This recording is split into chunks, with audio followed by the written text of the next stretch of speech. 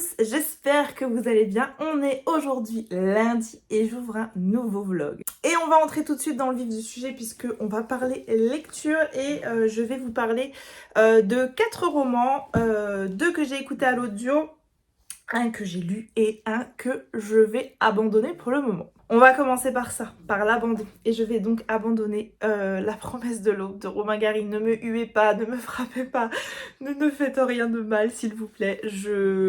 En fait, énormément m'ont écrit en me disant il est génial, il est merveilleux, c'était un coup de cœur. Ben moi je rentre pas dedans. J'ai lu 150 pages hier et je m'ennuie terriblement. Je peux rien reprocher à la plume qui est excellente. Je peux pas reprocher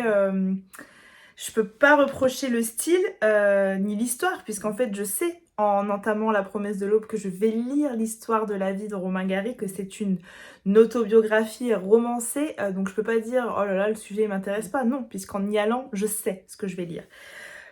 Voilà, peut-être que cette mère représente absolument tout ce que je déteste. Je déteste les mères, les grands-mères, qui mettent leurs enfants, leurs petits-enfants, leurs neveux, nièces, tout ce que vous voulez sur un piédestal. C'est vraiment quelque chose que je déteste au plus haut point. Et du coup, effectivement, cette mère, elle le met... C'est même plus un piédestal, hein. Elle lui a construit un building, elle l'a mis au-dessus, quoi. Mais... Ouais, pour l'instant, je vais abandonner. Peut-être que c'est pas le moment, peut-être que... je sais pas, en fait. Mais voilà, je m'ennuie vraiment cruellement. J'ai lu 150 pages et vraiment, ça le fait pas du tout pour l'instant. Donc, je vais mettre ce roman de côté. Je sais pas si je le reprendrai un jour. Peut-être.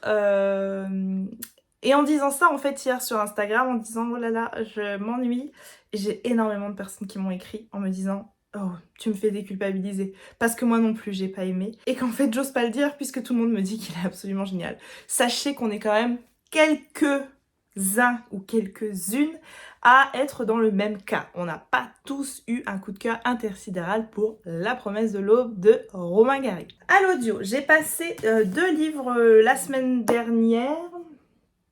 J'ai écouté Nos résiliences d'Agnès Martin-Lugan et Le syndrome du spaghetti de Marie Vareille. Je vais d'abord vous parler de Nos résiliences d'Agnès Martin-Lugan. Il faisait partie des 2 derniers que je n'avais pas encore lus. Maintenant, il ne me reste plus qu'un. Nos résiliences, c'est l'histoire de Ava et Xavier. Ava et Xavier, c'est un couple ordinaire, parfaitement heureux, qui ont 2 enfants, qui mènent une vie... classique mais vraiment heureuse. Elle a une galerie d'art qu'elle a hérité de sa famille. Il a un travail passionnant, leurs 2 enfants ont l'air d'être absolument géniaux. Sauf qu'en fait un jour tout va basculer. Tout va basculer parce qu'il va y avoir un drame, parce qu'il va y avoir un accident. Il n'y a pas de mort dans ce roman-là, ça a souligné dans... C'est un roman d'Agnès Martin-Lugan. Mais il y a la mort d'une vie. La mort de cette vie toute tracée et de ce futur qu'on imaginait et que finalement il va être tout autre. Parce que voilà, il arrive un accident, arrive un drame et leur vie bascule. Ce livre ne fera pas exception au livre d'Agnès Martin-Lugan que j'ai lu, c'est une plume très jolie. C'est vraiment une poétesse de l'âme humaine, je trouve qu'elle... elle décrit parfaitement ses histoires, elle décrit parfaitement ses histoires de vie, ses tranches de vie. Et je trouve qu'à chaque fois, elle tombe pas dans le pathos, elle tombe pas dans tout ça. Elle parle de sentiments puissants, elle en parle puissamment. Et voilà, je passe un excellent moment avec Nos résiliences. Ça ne sera pas dans mon top 3 de mes préférés de l'autrice, mais ce sera pas celui que j'ai le moins aimé non plus. Donc voilà, pour celui-ci.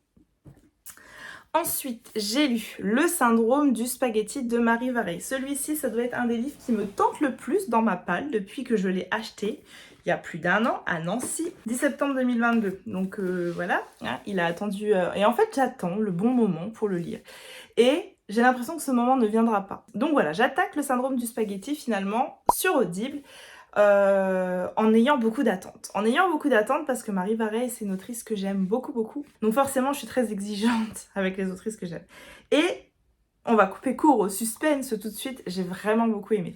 Ici, on est chez PKJ, donc on est sur un roman jeunesse. Un feel-good jeunesse et vraiment j'ai passé un excellent moment. Le syndrome du spaghetti, c'est l'histoire de cette jeune femme Léa qui a 16 ans quand on démarre le roman, enfin qui a 16 ans dans le roman. et qui a une brillante carrière, un brillant avenir devant elle. Elle joue au basket et elle est très très douée dans ce qu'elle fait. Tellement douée que elle intègre une équipe de garçons alors qu'on veut normalement pas de filles. Elle est coachée par son père depuis des années. Son père, il est tout pour elle. Elle aime énormément son père. Tout lui est réussi. Les meilleures écoles, la meilleure équipe, etc. Tout lui ouvre ses portes. Et puis il y a également ce garçon qui s'appelle Anthony qui a 17 ans et lui c'est un avenir tout autre qui se profile.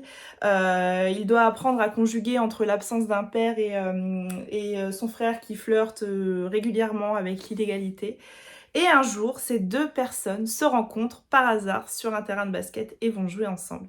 C'est le début d'une longue histoire, mais en fait, ce jour-là, cette rencontre, il y a autre chose qui va basculer dans la vie de Léa et sa vie ne sera plus jamais comme avant. C'est également un livre qui aborde la résilience, qui aborde le fait de se relever, qui aborde le fait d'aller de l'avant. Je trouve que c'est extrêmement bien écrit. Marie Vareille, elle pareil. Dans un style très différent d'Agnès Martin-Lugan, mais je trouve aussi qu'elle parvient parfaitement à parler des sentiments de l'être humain extrêmement bien.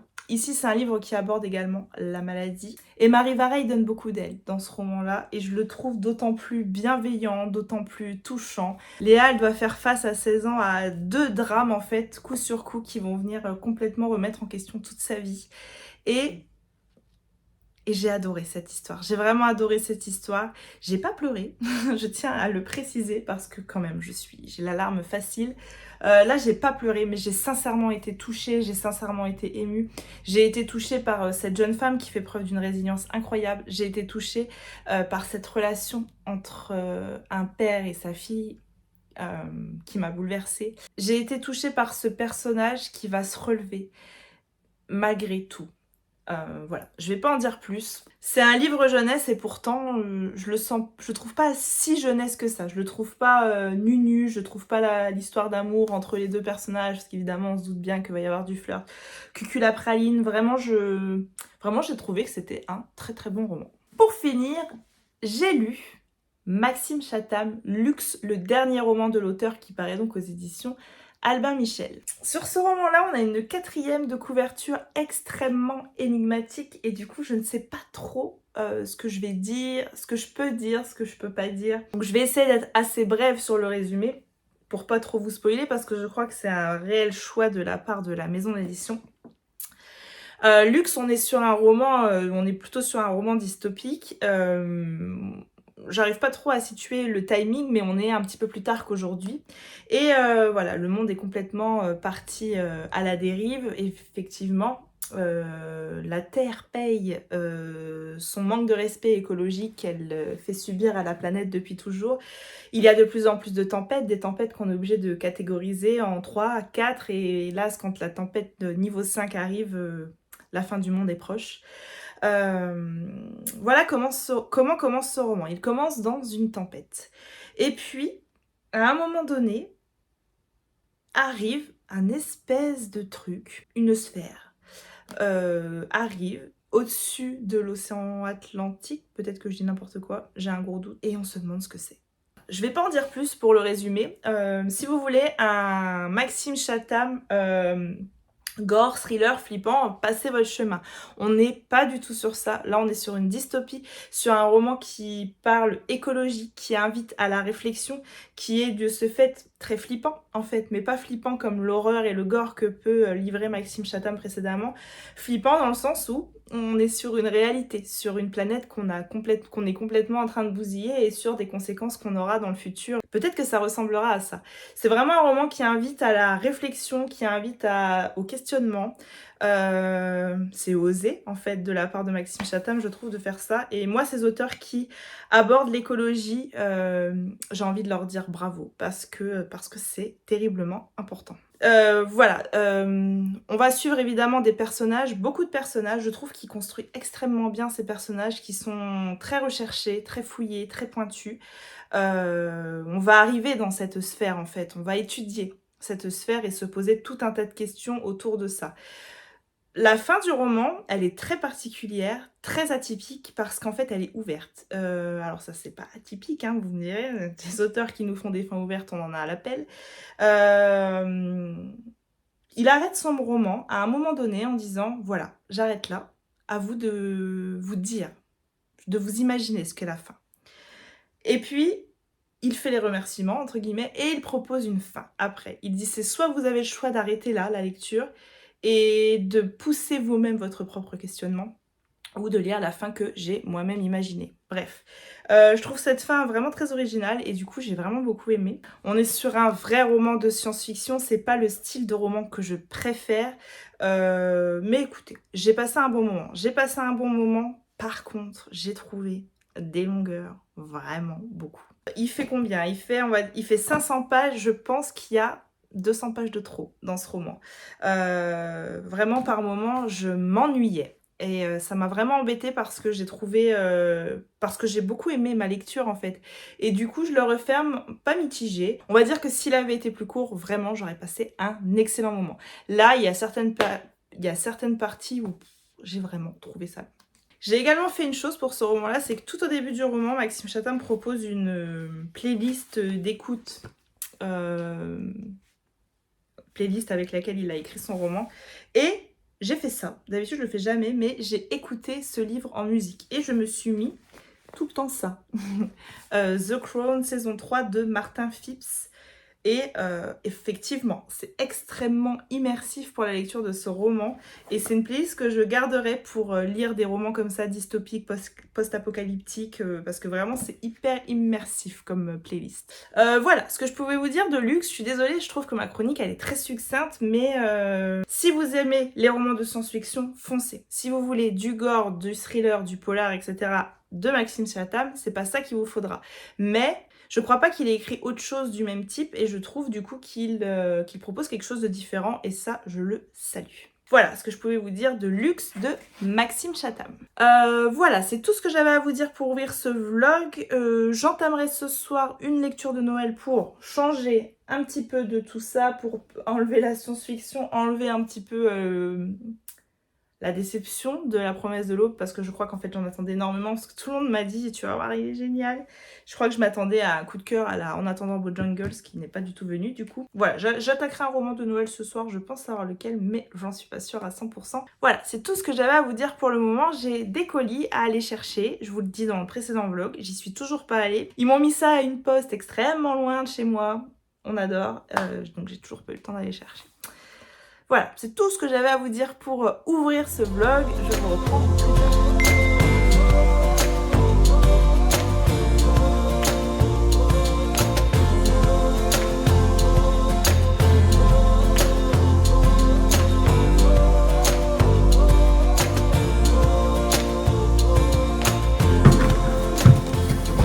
Je vous reprends. On est mardi et je suis enfin allée chercher mes colis. Ça doit faire donc plus de 10 jours qu'ils m'attendaient à la poste. Il était temps que j'y aille.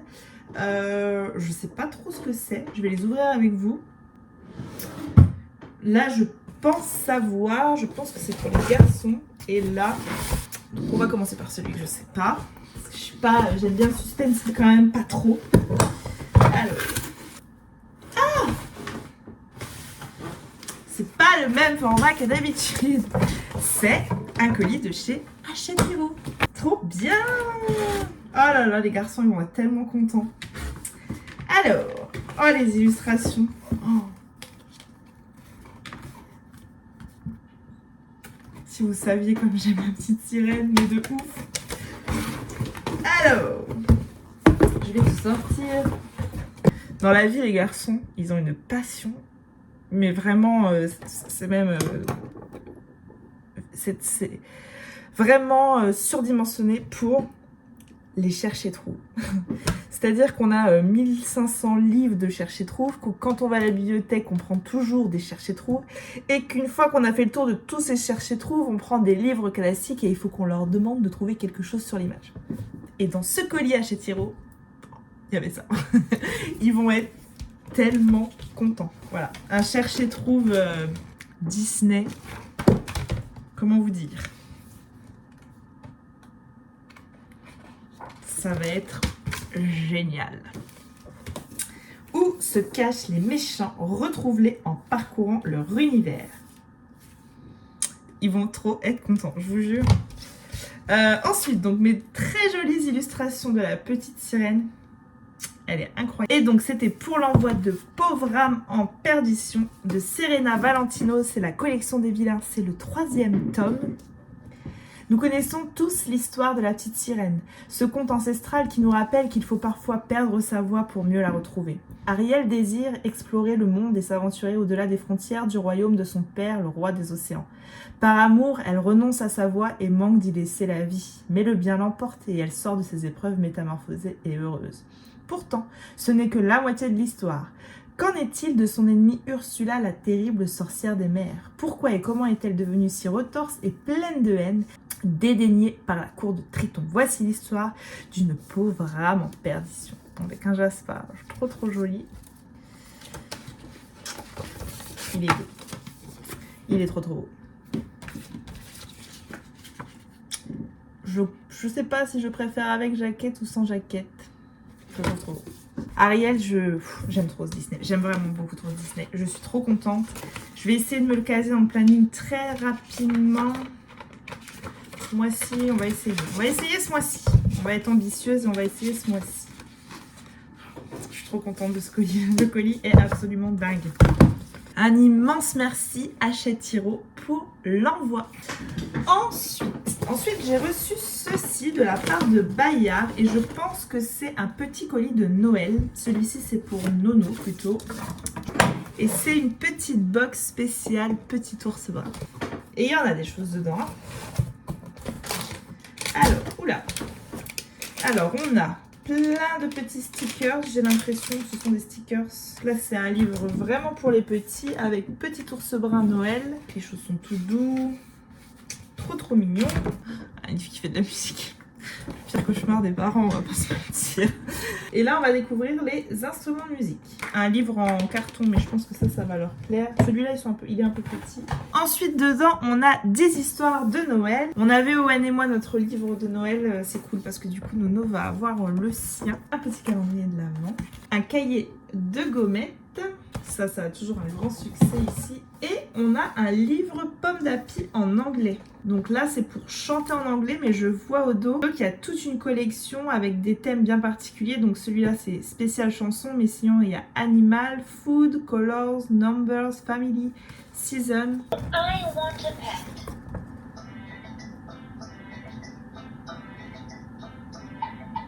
I want a pet.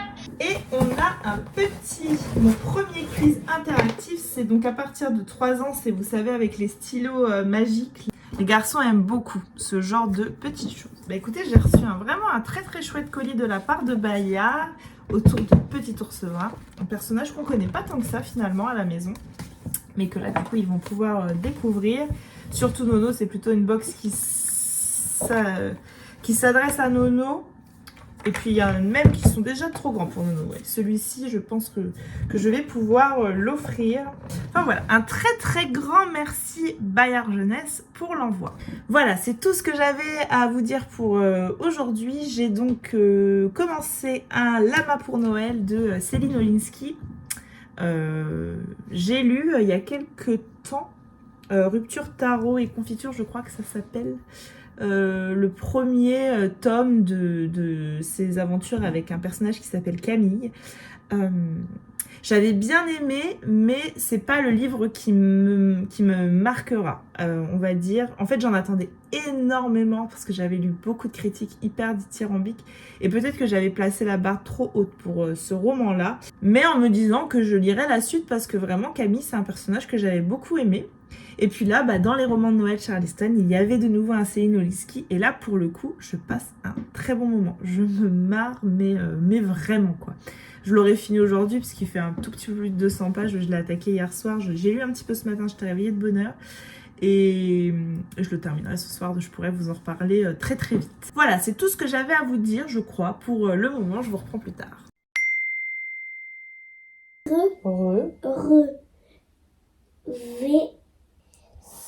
Ça. Ouais. Super tenu. Génial. Bou. T'as dit au pif. Hop. Hop. Alors, l'apprentissage de la lecture avec Owen, ça avance. Ça avance même très bien. Pour ça, on utilise des petits livres comme ceux-là. Alors, celui-là, je crois que c'est ton préféré. Oui, Oui, parce que forcément, c'est un livre de Spider-Man, un livre spécial CP. J'apprends à lire. Donc là, on est sur le niveau 1, début de CP. Ça, c'est de chez Hachette. Sinon, on lit également ceux-là, les Gustave de la Tour Eiffel. On aime beaucoup. Et puis, il y en a des autres aussi. Tu veux bien aller chercher les deux autres? Ceux-là aussi, tu les aimes bien. Ceux-là, t'arrives plus facilement à les lire maintenant, hein. Et ceux-là aussi. Voilà. J'avais dit que je vous ferais un petit retour sur ces livres-là. Et franchement, ils sont tous très chouettes. Ça, donc, c'est Castor, roman. Et ça, c'est Hachette. Voilà ce que je pouvais vous dire pour aujourd'hui. On est mercredi, donc journée avec les enfants. Et je vous reprendrai demain. On est jeudi et je vous reprends pour vous faire un petit update lecture. J'ai terminé un roman et j'en ai attaqué un autre. Je vais commencer tout de suite par celui que j'ai attaqué juste pour vous en parler. J'ai attaqué La Folie de Johanna Gustafsson qui était parue aux éditions Calman Levy sous un autre titre que je vais retrouver tout de suite. Te tenir la main pendant que tout brûle. En 2021, voilà, je l'ai attaqué. Sur le devant, c'est marqué 3 femmes, 3 époques, 3 destins terrifiants. C'est un thriller. Et j'en suis à la page 218, chapitre 42. C'était tout petit chapitre, ça se lit extrêmement vite. Il en fait un peu plus de 300, je crois. 342. Il me reste environ 120 pages à lire. Et je passe un excellent moment. J'aime énormément ce thriller, j'aime énormément ces 3 femmes, ces 3 époques et tout ce mystère, toute cette intrigue qui me tient vraiment en haleine. Mais voilà, je vous en reparlerai très certainement demain. Ou peut-être samedi, je sais pas quand est-ce que je le terminerai. Idéalement, j'aimerais bien aujourd'hui, mais je pense que je le terminerai demain et que je vous reprendrai pour vous en parler. Alors, niveau lecture... C'est un bazar. Niveau lecture terminée, j'ai donc terminé Alama pour Noël de Céline Olinsky, qui est donc paru aux éditions Charleston. C'est un roman de Noël, sans grand suspense. Le pitch, c'est l'histoire de Lina. Lina, c'est une jeune femme qui décide pour une fois de ne pas faire Noël en famille comme c'est le cas habituellement. Il faut qu'elle l'annonce à sa mère, c'est un petit peu compliqué, sa mère le prend mal, sa sœur revient après une période assez longue où elle n'a pas été là. Cool de sa part de partir pour faire les fêtes de fin d'année alors que tout le monde attend ce moment avec impatience. Mais en fait voilà, Lina cette année, elle avait envie un petit peu d'échapper à tout ça, à cette relation un peu conflictuelle qu'elle a avec sa mère, à son job qui s'est mal terminé. Et donc du coup sa grand-mère, Yaya, elle lui propose d'aller dans la maison d'un ami qui est au Québec. Lina accepte et elle part passer ce Noël au Québec. Et finalement, à la dernière minute, Yaya, sa grand-mère, elle vient se greffer au voyage et elle part avec elle. Elles arrivent toutes les deux dans un petit village. Alors, je sais plus le nom du village au Québec parce que c'est un nom un peu fantasque. Et en fait, dans ce village, ils ont une grande obsession pour Noël. C'est des grands fanats de Noël, notamment parce qu'un concours est organisé pour élire les plus belles décorations du village, etc. Et les habitants sont vraiment très très sensibles à ça, très très investis. Et Lina, elle arrive dans une maison où il y a énormément de décorations et dès le début, elle va faire une bêtise et elle va laisser une porte ouverte. Et il y a une petite bête qui va venir manger les câbles et faire un peu tout sauter au niveau des décos. Bon voilà, je vais pas vous en parler plus que ça au niveau du pitch parce que il est très court, donc si je vais plus loin, je vais vous raconter presque la moitié du roman. C'est pas le roman de Noël comme on peut le lire habituellement. Alors là, je vais retomber dans le gros cliché et je suis désolée. Voilà, c'est pas la femme la grande businesswoman qui arrive au milieu de nulle part et qui va être sauvée par John. Là, c'est vraiment une femme où ça va pas du tout dans sa vie. Sa relation avec sa mère est très particulière. Son boulot, ça n'allait pas du tout. Et elle part vraiment pour essayer un petit peu de se ressourcer et de passer à autre chose. Alors, j'ai adoré cette comédie de Noël. J'ai vraiment beaucoup aimé. En 200 pages, je trouve vraiment que Céline Olinsky, elle arrive à nous proposer un moment divertissant, à nous proposer une comédie de Noël qui est pas forcément attendue, c'est-à-dire que on n'est pas sur le grand classique des romances de Noël, c'est vraiment décalé, c'est différent de ce qu'on peut lire habituellement et c'est extrêmement drôle. Je crois que si vous n'aimez pas les romans de Noël, parce que justement les histoires d'amour elles sont cucul à praline, je pense que vous pourrez aimer celui-ci. Je pense que si vous avez envie de passer un moment drôle avec un roman qui se passe à Noël, eh ben c'est celui-ci qu'il faudra prendre parce que vraiment j'ai explosé de rire à plusieurs reprises. Alors on est sur mon humour, mon style d'humour, mais vraiment j'ai trouvé ça très drôle, très frais, très divertissant, ça se lit extrêmement vite, ça fait 200 pages et j'ai aimé en fait le personnage principal de Lina, évidemment, qui est très maladroite. Alors ça c'est souvent entendu dans les romans de Noël, mais voilà, on a quelqu'un qui fait que des boulettes, mais c'est drôle. Et puis il y a cette grand-mère, Yaya, cette polonaise, qui a pas toujours eu une vie simple et qu'on découvre aussi dans ce roman-là, qu'on découvre beaucoup. Alors c'est toujours Lina, la narratrice, mais par Lina, en fait, on découvre l'histoire de sa grand-mère. Et je l'ai trouvé touchante, cette grand-mère. Voilà, j'ai trouvé que ce roman, c'est un joyeux mélange d'ambiance de Noël, d'ambiance festive, de moments cocooning qu'on aime à Noël, de sorties en motoneige, etc. Et à côté de ça, il y a eu aussi l'histoire touchante de cette grand-mère. Et puis, il y a cette Lina qui a pas envie, en fait, qu'aspire à mieux et peut-être bien qu'elle va y parvenir et peut-être bien qu'elle va y parvenir grâce à un lama. La phrase la plus loufoque de tous mes The Date lectures, va-t-elle réussir à être heureuse grâce à un lama? La réponse à cette question se trouve dans le dernier roman de Céline Oliski, Un lama pour Noël, que franchement je vous recommande sincèrement. J'ai fait des petites réceptions que je vais ouvrir avec vous. Je vais commencer par ça, sponsorisé par ma carte bancaire. Je vous en ai déjà parlé le mois dernier, et d'ouvrir ça gentiment. Donc c'est la T-Box. En fait j'ai pris un abonnement. J'ai cru que j'avais acheté une box, non, je me suis abonnée. Donc bah écoutez, j'ai pas résilié l'abonnement. Je sais pas encore si je le résilierai ou pas. Ça va dépendre du contenu de cette box en fait. Alors on part en Égypte cette fois-ci. On part sur le Nil. Elle se présente exactement comme celle du mois dernier. On a le petit livret cahier des saveurs. On a 4 boîtes de thé et puis des petits sachets de thé. Et en plus, on a des petites cornes de gazelle. On n'avait pas le petit truc gourmand dans la box du mois dernier et ça, je l'ai un peu regretté. Et du coup, c'est cool, ça, cette petite box. Donc, j'ai un thé noir écorce orange, thé vert rose et date. Oh, ça doit être terrible, ça. Ah oui, ça sent tellement bon. Ah, je vais aller me tester ça juste après. 80 degrés, 3 minutes. Ensuite, Sancha Belamba, thé vert, Sancha et Corosol, infusion de plantes et de fruits. Ensuite, on a du thé vert au jasmin, Darjeeling Himalaya. Je suis pas très fan du Darjeeling en général. Pêche abricotée. Bon, bah écoutez, je vais tester ça. Le mois dernier, écoutez, l'été était très bon.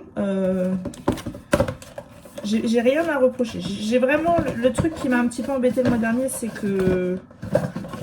qu'il manquait peut-être un petit goodies, une petite gourmandise de ce que j'ai attendu d'une T-Box. Sinon, bah, je vais au magasin de thé et je vous en reparlerai. Ensuite, j'ai ceci. Qu'est-ce que c'est? Oh, c'est trop joli. Ça me vient des éditions Gauthier Languereau. Et c'est un livre de Noël. Ça sera pour mon nono. Celui-ci, il est trop joli. Il s'agit donc de Une lumière pour Noël de Marie Voix. Cosmo n'aime pas l'hiver, car en hiver, tout est sombre et triste. Alors que tous les animaux sont à l'abri, son amie Betty vient frapper à sa porte. Une légende raconte qu'il existe un arbre magique de Noël dans la forêt, et s'ils le cherchaient ensemble. Au fil des rencontres, nos deux amis découvrent toute la féerie de Noël. J'aime beaucoup quand on ouvre, ça fait cadeau. Voilà pour les illustrations. Un grand merci aux éditions Gauthier pour l'envoi. J'arrête de vouloir deviner ce que c'est parce que je suis fatiguée. Ah, ça c'est un colis qui me vient de Aminae. Alors dedans on a Karma, mode d'emploi, la méthode pour décrypter son karma et se libérer des chemins répétitifs de Mallory Malmasson. Vous avez le sentiment de vivre les mêmes schémas de vie de manière répétitive. Vous rencontrez des blocages sentimentaux, financiers ou professionnels. Vous attirez toujours les mêmes problèmes et les mêmes types de personnes. Vous suivez peut-être un scénario de vie lié à l'influence de votre passé, de vos ancêtres ou de vos vies antérieures, qui peut être libéré ou transformé. Dans ce livre unique, Mallory Malmason partage pour la première fois les secrets qui lui ont permis d'aider des milliers de personnes à briser les schémas répétitifs. Grâce à des enseignements clairs et riches, ainsi que des outils pratiques, vous serez en mesure de décoder votre karma de manière autonome et de vous libérer de son influence, mettant fin à des comportements et mécanismes qui sont plus alignés avec vous. Véritable jeu de pistes thérapeutiques, ce livre vous invite à des changements concrets, conscients et durables pour vous déployer, vous réaliser sans entrave et harmoniser tous les domaines de votre vie. Je suis hyper contente de recevoir ce livre. Mallory Malmason, si je dis pas de bêtises, je la connais déjà. Je la connais déjà parce qu'elle a écrit des livres que les enfants aiment beaucoup avec les alliés, les affreux. Je vous avais déjà parlé de ces petits livres-là. Et j'aime beaucoup ce qu'elle propose pour les enfants. Donc je suis très très curieuse de lire ceci. Ensuite, on a un oracle, les oracles de Virginie, guérison de l'enfant intérieur. Je dois vous avouer que j'ai beaucoup de mal à vous parler de tout ça ici. J'arrive pas à me sentir légitime en fait pour vous parler de tout ça. Cette aventure avec les éditions Animae, je pensais qu'elle parviendrait à me libérer de tout ça, de cette peur de parler de ça. Ce sont mes croyances, je devrais pas avoir du mal à les assumer comme ça. Et pourtant, ouais, j'arrive toujours pas à vous en parler. Il m'a l'air tellement beau cet oracle. Accompagnée par ses guides de lumière, Virginie Robert vous aide à travers cet oracle à réconcilier l'adulte que vous êtes devenu aujourd'hui avec les parts enfuies de votre enfant intérieur qui ne demande qu'à s'exprimer et à être entendu, en recréant un lien d'amour afin de vous libérer en douceur des blessures du passé. C'est très joli. Puis l'enfant intérieur, c'est quelque chose qui me parle énormément. Et ensuite, j'ai une seconde boîte également avec des cartes, mon ami l'univers, 112 cartes, et un livret pour composer les messages que l'univers t'envoie. Alors, ton moi supérieur essaie de te parler. Ce coffret est un support, une invitation à rendre vivant cet échange intérieur. Réalise le travail introspectif dont tu as besoin pour te sentir heureux et épanoui. L'univers se charge personnellement de répondre à toutes tes questions. Donc, est-ce que c'est une petite boîte à questions? Ah, les cartes, elles sont toutes petites. Elles sont trop mimi. Alors, grâce aux 112 cartes de ce coffret, compose toi-même ce message. Ferme les yeux. Tire 3 cartes de couleurs différentes. À présent, regarde ce que l'univers t'adresse pour aller plus loin. Consulte le livret. Le mini-livret, c'est trop mignon. Carte verte. Il y a des petites cartes vertes. Elle est doublée, celle-là? Non, elles sont épaisses quand même. Alors, je tire une première carte. Et pour finir, le petit paquet violet. Oh, il pleut encore, c'est un truc de ouf le temps. Il faut le cafard. Alors, j'ai pioché ces petites cartes-là.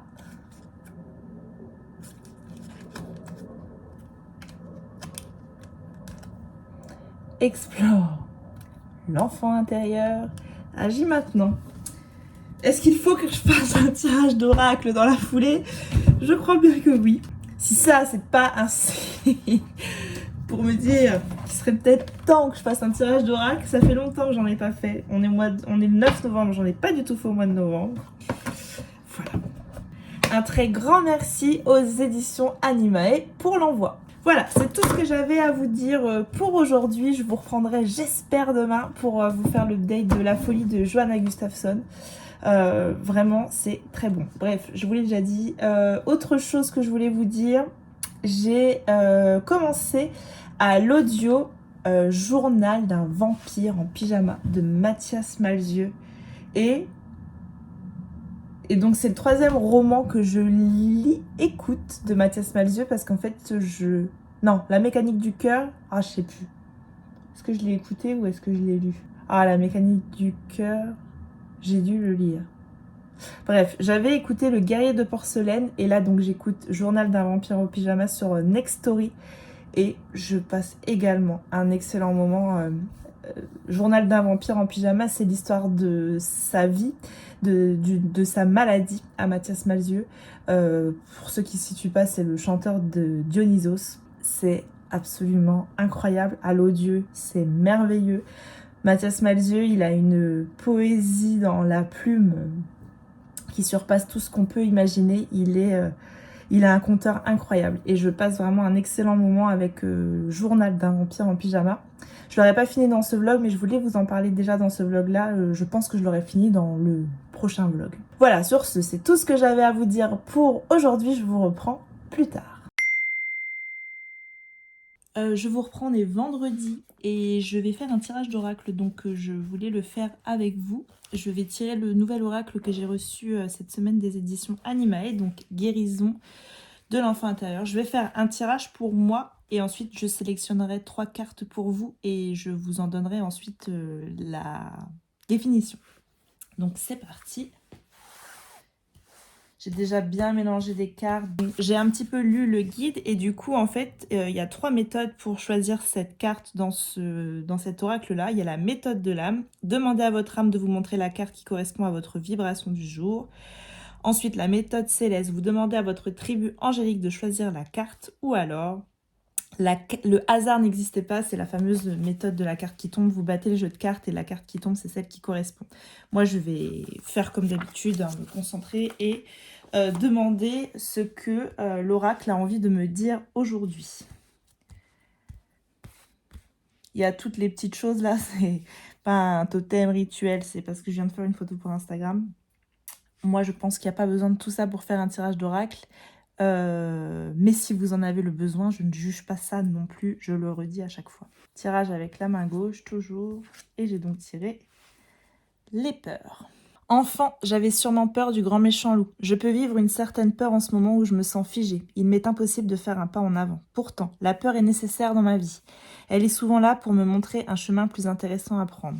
Si j'ai peur et que je dépasse cette peur, alors l'univers ouvre des portes jusqu'ici insoupçonnées.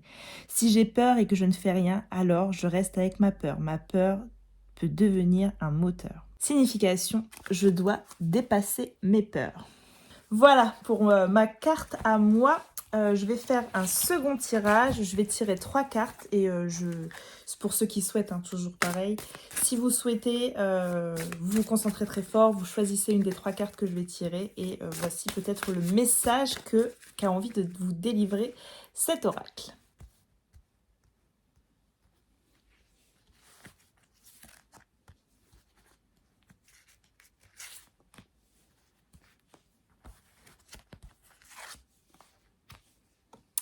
Voilà, j'ai tiré 3 cartes, donc à vous de vous concentrer. Soit vous choisissez la carte numéro 1, soit vous choisissez la carte numéro 2, soit vous choisissez la carte numéro 3. Si tu as choisi la carte numéro 1, j'ai tiré la carte les étiquettes, la carte numéro 13.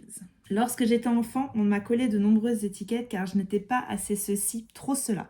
On a voulu me faire entrer dans des cases qui ne me correspondaient pas et avec lesquelles je ne suis toujours pas en accord. Aujourd'hui, je comprends que je ne suis rien de tout ça. Je suis simplement moi et j'assume pleinement d'être qui je suis. Signification, je ne rentre plus dans les cases. Si tu as choisi la carte numéro 2, j'ai tiré écoutez, la carte numéro 30. Enfant, j'étais connectée à tout ce qui m'entourait et je me sentais en confiance. J'étais à la fois ici et maintenant, mais aussi dans le passé, dans le futur. Je ressentais énormément de choses en moi. En grandissant, j'ai dû fermer cette porte qui a pu faire peur à mon entourage. Cette connexion s'est faite plus discrète jusqu'à ce que je ne la perçoive plus. Mais aujourd'hui, elle refait surface pour mon plus grand bonheur. Cet enfant connecté vit toujours en moi. Il m'invite aujourd'hui à rétablir le lien, cette connexion. Signification, moi seule détiens les justes réponses pour moi-même. Il suffit que je m'écoute. Et si tu as choisi la carte numéro 3, j'ai tiré l'amusement, la numéro 3, justement. Ma vie est pesante en ce moment. J'ai un poids lourd de responsabilités que l'on m'a donné beaucoup trop tôt.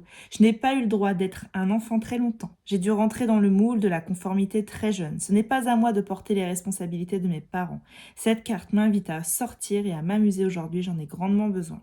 Signification, je rends à mes parents les responsabilités que l'on m'a données trop tôt. Voilà pour le tirage oracle. Peut-être que ça vous parle, peut-être que ça vous parle pas. Je vous remonte les cartes. En tout cas, elles sont vraiment très jolies. Voilà, j'aime beaucoup cet oracle de l'enfant intérieur, je valide à 100%. Voilà, pour ce que je pouvais vous dire à propos de cet oracle, je vous reprendrai tout à l'heure pour vous faire l'update de La Folie de Johanna Gustafsson que j'ai terminé hier soir. J'ai pas pu le lâcher en fait, il est complètement dingue. On est toujours vendredi, je sors de chez le coiffeur, je dois aller récupérer un colis dans un Mondial Relais. Un colis qui me vient des éditions Hurlevent. Je vais aller chercher ça et puis après je rentre à la maison.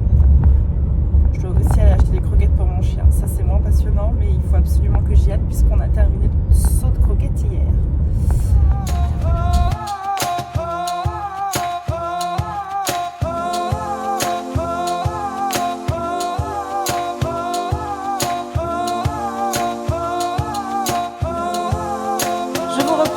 Vendredi, je vous reprends maquillée parce que j'en ai profité que je sortais du coiffeur et que j'étais à peu près coiffée pour enregistrer une petite vidéo que vous verrez plus tard sur ma chaîne. D'abord, je voulais vous dire que j'ai oublié, mercredi, je suis allée à la librairie et j'ai oublié de vous en parler hier. Nono s'est pris un livre de la patrouille. Owen s'est repris ceci. J'apprends à lire tout seul au CP. Je l'ai laissé choisir en toute autonomie, pardon. Bon, il a pris une fin de CP, donc ça va être un petit peu plus complexe au niveau de la lecture. Mais écoutez, on va le lire ensemble, c'est pas très grave. Donc il s'est pris Hulk. Et moi, évidemment, j'ai été me chercher très à table. Le livre donc qui paraît tous les ans aux éditions Pocket pour les Restos du Cœur. Un livre acheté, c'est 5 repas distribués. Cette année, on a Philippe Besson, Michel Bussy. Oh, le chat veut rentrer, il faut que j'aille l'ouvrir. Maxime Chatham, François Despnous, Lorraine Fouché, Karine Djebel, Raphaël Giordano, Philippe Genada, Alexandra Lapierre, Cyril Lignac, Agnès Martin-Lugan, Romain Puertolas, Tatiana Dronet, Leila Slimani et Franck Tillier. Donc voilà, je l'achète tous les ans, ce petit recueil de nouvelles. Ensuite, La Folie. On est en 2002, Maxine, une inspectrice de police, est appelée sur une scène de crime. Son ancienne professeure des écoles est retrouvée sur son pas de porte. Silencieuse, elle a juste prononcé le nom de Maxine, juste appelé Maxine, et en fait son mari, à cette professeure des écoles, vient d'être très sauvagement assassiné. On comprend très très vite que c'est possible que ce soit cette professeure des écoles, mais elle s'est complètement murée dans le silence, elle ne dit plus rien. Et ils fouillent donc la maison et ils vont faire de macabres découvertes dans cette maison. Ils vont notamment retrouver 7 mains dissimulées dans des tables basses, dans plein de petits meubles dans la maison. Ensuite, on part en 1949. Et là, on part avec Lina. Lina, c'est une jeune fille qui est à l'école et qui est victime de ce qu'on appellerait aujourd'hui du harcèlement scolaire. Elle est martyrisée par 2 camarades de classe. Et pour ça, un jour, elle fait un peu une bêtise. Bon, je vais pas vous dire la bêtise, ça serait dommage, je vous spoil un peu le truc. Et de ce fait, en fait, chaque jour, lorsqu'elle quitte de l'école, elle doit rejoindre sa mère qui travaille à la Madhouse, une espèce de maison de repos où tu as l'impression que tout le monde n'a pas tout à fait toute sa tête dans cette maison de repos. Et elle va notamment croiser la route d'une vieille dame dans cette maison de repos qui va un petit peu la prendre sous son aile. Et c'est pas forcément très positif. Parce qu'elle va lui dispenser des conseils un petit peu particuliers. Et puis, on va encore plus loin. On va en 1899. J'ai un doute... avec Lucienne, 1899. Et là, on est à Paris. Alors, les 2 histoires précédentes sont au Québec, mais avec Lucienne, en 1899, on se retrouve à Paris, on se retrouve avec une jeune femme qui est mère de deux jeunes enfants. Chacune ont une nourrice. Voilà, on est sur une famille assez aisée. Et un jour, le drame arrive, un incendie. Elle doit quitter précipitamment le domicile et ses filles ne sont pas retrouvées dans l'incendie. On ne retrouve pas leurs corps, on ne sait pas où elles sont. Est-ce qu'elles ont disparu? Est-ce qu'elles ont été enlevées finalement? La question vient se poser, mais il n'y a pas de demande de rançon. Voilà pour l'histoire de Lucienne, comment ça démarre. A priori, on est sur 3 histoires complètement différentes. Et évidemment, quand le roman démarre, tu te demandes quel est ce lien en fait entre ces femmes. C'est hyper intriguant. C'est hyper intriguant. Et c'est tout de suite hyper malaisant. Chacune des périodes est hyper malaisante. Il y a un vrai malaise qu'elle réussit à instaurer, une sorte de tension. Je trouve qu'elle instaure très très rapidement, Johanna Gustafsson, dans son écriture.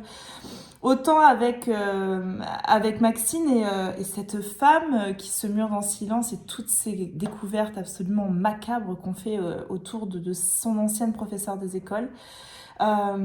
Puis il y a Lina, cette jeune enfant qui fait des bêtises, puisqu'il se fait prodiguer des conseils pas très catholiques.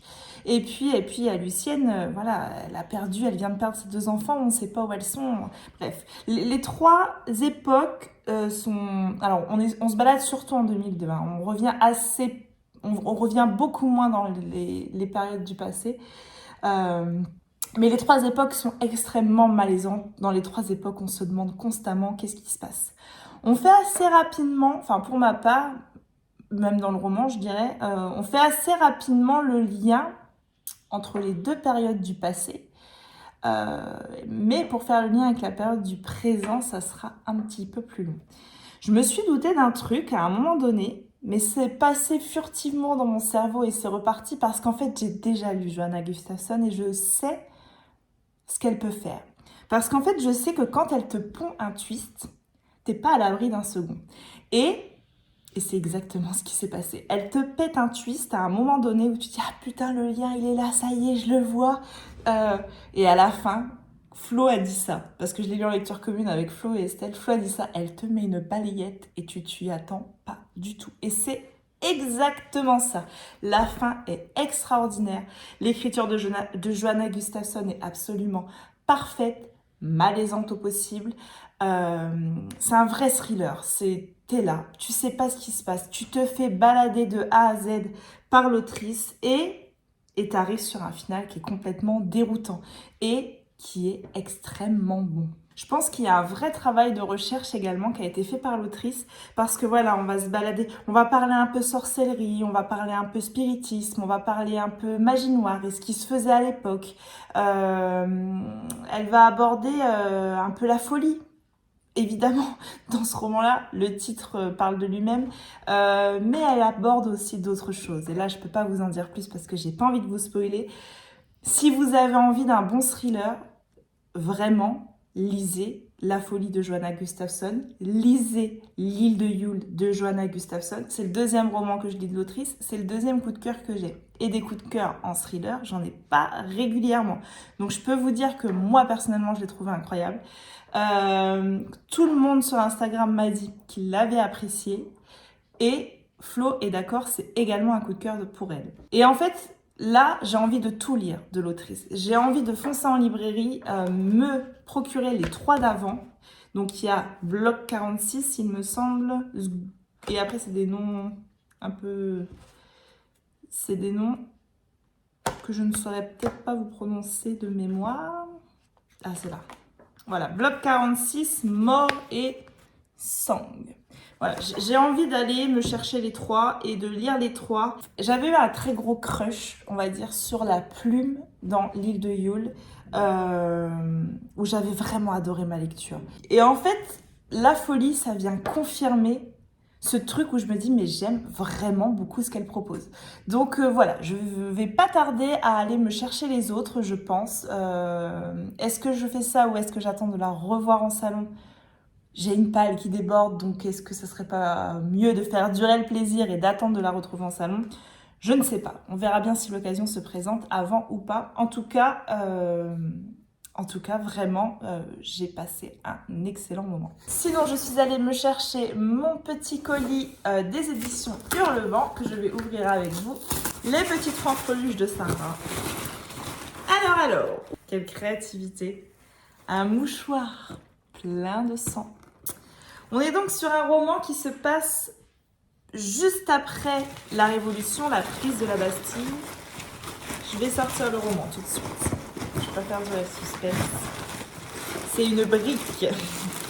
Et il s'agit donc du dernier roman qui vient de paraître aux éditions Hurlevent, aux heures sombres de la tyrannie de Rose Castelet.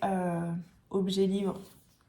Est-ce que j'ai encore besoin de dire ce que j'en pense parce que franchement, ils sont tellement incroyables. Dedans, on a une petite illustration, évidemment, le petit marque-page, une très jolie dédicace et encore un travail éditorial incroyable. 1793, Paris. Une jeune femme pieuse, un homme d'église tourmenté, un comte déterminé, une courtisane effrontée, un républicain vindicatif. Tous se retrouvent liés et emportés dans le tumulte de la Révolution française. Peu à peu, le sol français s'abreuve du sang de ses citoyens, les aspirations personnelles se dévoilent et les complots se fomentent. Qui croire dans cette impitoyable course au pouvoir ? Au dos, il y a la vie de Stéphanie, une souris et des livres. Dans les méandres de la terreur, où l'ambivalence et la cruauté se cachent derrière chaque visage, aux heures sombres de la tyrannie, dévoile une fresque historique captivante où les masques tombent et la Révolution française se révèle dans toute sa complexité humaine. Je suis pas une grande adepte de cette partie de l'histoire de France. J'en ai un peu honte parce qu'en fait, j'aime pas dire que l'histoire de mon pays ne m'intéresse pas. Je pense qu'à l'époque, en histoire, j'avais une prof complètement soporifique et que du coup, la Révolution française, j'en garde des souvenirs pompeux à souhait. Robespierre ne m'a jamais captivée. Alors quand les films envoient cette ENC, je me dis, oh, la Révolution, joie. Et puis finalement... Alors comme je sais que j'ai pas une très grande culture générale au niveau de la Révolution, je vais pas du tout vous parler de faits historiques de cette période parce que vraiment j'y connais pas grand chose en fait. Donc je commence le roman en prenant des notes. C'est-à-dire qu'en fait ce roman commence avec beaucoup de personnages qui n'ont aucun lien à première vue. Qui n'ont aucun lien, et puis évidemment, petit à petit, au fur et à mesure du roman, les liens se tissent, les masques tombent, et je suis emportée dans une histoire à laquelle j'aurais pas cru du tout m'intéresser. Rose Castelet, l'autrice, elle parvient à réaliser la prouesse de m'intéresser à la Révolution française. C'est un vrai roman historique. Je suis extrêmement impressionnée par le travail de recherche de l'autrice, par la culture générale de l'autrice, par tout ce qu'elle a su me dire. Elle est venue me conter l'histoire de mon pays qui m'a toujours désintéressée et j'y ai trouvé un vrai intérêt. Je trouve vraiment que l'histoire, elle est passionnante. Les personnages sont hyper travaillés, l'écriture est, la plume est très bonne. Je sais pas quel travail exactement on fait derrière Sarah ou Marion au niveau de l'édition, mais je trouve vraiment que ce roman est très très bon. Ce roman, c'est vraiment le reflet de la Révolution française, c'est le reflet de toute l'horreur qu'il y a eu pendant la Révolution française. C'est vraiment une période sombre, très très sombre de l'histoire de la France. C'est terrifiant en fait de ce dont a été capable certaines personnes. C'est terrifiant, c'est prenant, c'est parfois difficile. Je tiens à le dire quand même qu'il y a certaines scènes qui sont extrêmement violente. Il y a vraiment des scènes qui m'ont... Enfin, je sais que quand on le lisait avec les autres voix hurlevent, on se disait attention parce que il y a une scène qui arrive, c'est chaud. Voilà, il faut aimer les romans historiques pour se lancer aux heures sombres de la tyrannie. Faut pas spécialement aimer la Révolution française puisque moi je vous dis c'est une période historique que j'aimais pas, dont je suis pas extrêmement friande, mais je suis extrêmement contente d'avoir lu ce roman. Il y a un petit bout de ma chronique dedans. Quel roman historique riche et captivant. Je suis extrêmement impressionnée par le travail fourni par l'autrice. C'est précis et intéressant. L'histoire de mon pays que je découvre autrement. Et c'est parfois terrifiant. Bon, il y a la vie de toutes les voix. Je vais vous en dire quelques-uns. Celui de Laura. Apprêtez-vous à plonger au cœur de la Révolution française, à vivre une lecture intense, passionnante, sombre, à trembler avec les différents personnages qui composent ce roman. La tension est palpable tout au long du récit, les complots omniprésents, la cruauté reine du roman. Entre trahison, double jeu et faux semblants, vous ne saurez plus à qui vous fier, ni à qui vous attacher. Et ça, c'est tellement, tellement vrai. Je vais vous lire la vie de nos nouvelles voix. Marie, lecture de Marie, un roman historique incroyable et d'une justesse impressionnante. Il reflète si bien la triste réalité de cette sombre époque de bouleversements politiques et sociaux qu'est la Révolution française. Une immense réussite. Chloé, lire encore. L'autrice relate chaque fait avec une précision historique si déconcertante que l'on pourrait croire que les personnages de ce roman ont vraiment vécu. Elle leur donne une âme, une histoire tellement vivante, réelle et forte. Si la période de la Révolution française n'est pas un moment de l'histoire qui vous intéresse particulièrement, faites-moi confiance, vous ne ressortirez pas indemne de cette lecture. Et il y a également Louane, de la joie à la stupeur, de l'effroi à l'horreur. Le lecteur passe par tout un panel d'émotions. Dans ces temps troubles, le destin de chaque personnage est incertain et le doute demeure notre principal compagnon de lecture. C'est un coup de cœur, une lecture percutante que je recommande chaudement aux férus d'histoire. Voilà ce que je pouvais vous dire à propos du roman. Je vais découvrir les petits goodies, donc ce mouchoir ensanglanté, du thé, évidemment, thé noir, fruits rouges, place Saint-Marc, un parchemin. Les goodies sont tellement fous et toujours extrêmement impressionnants. Donc là, on a un livre très religieux, évidemment, Missel de la propagation de la foi. Ça va faire très très classe, ça, sur mes photos. Je pense que c'est bon. Un immense merci aux éditions Hurlevent pour cette box qui est une fois de plus incroyable. Je souhaite vraiment une très longue vie à ce roman, aux heures sombres de la tyrannie. Vraiment, pour résumer et conclure cette chronique, je dirais que c'est un roman historique d'une précision et d'une richesse incroyable. Voilà, sur ce, je vais clôturer ce vlog ici. Plus le temps passe, plus il fait sombre. Bientôt, je pense que je vais être dans le noir. Comme d'habitude, j'espère que vous avez passé un bon moment avec moi. N'hésitez pas à prendre le temps de liker, commenter ou partager votre instant de visionnage sur les réseaux sociaux. Moi, je vous reprends très très vite dans un nouveau vlog. Je vous fais des bisous. À bientôt. Bye.